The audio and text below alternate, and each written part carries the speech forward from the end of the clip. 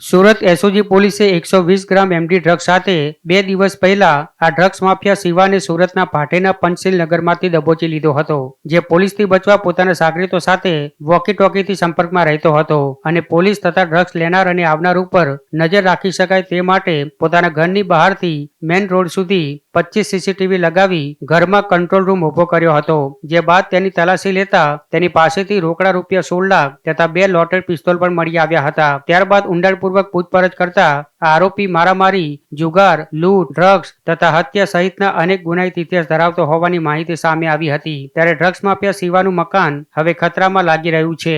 Surat municipal corporation અને પોલીસે સાથે મળી ડ્રગ્સ માફિયા શિવાના મકાનના જરૂરી પુરાવા રજૂ કરવા આદેશ કર્યો છે। ત્યારે આવનારા સમયમાં ડ્રગ્સ માફિયા શિવાના મકાન પર તંત્રનું બુલડોઝર ફરી વળે તો નવાઈ નહીં।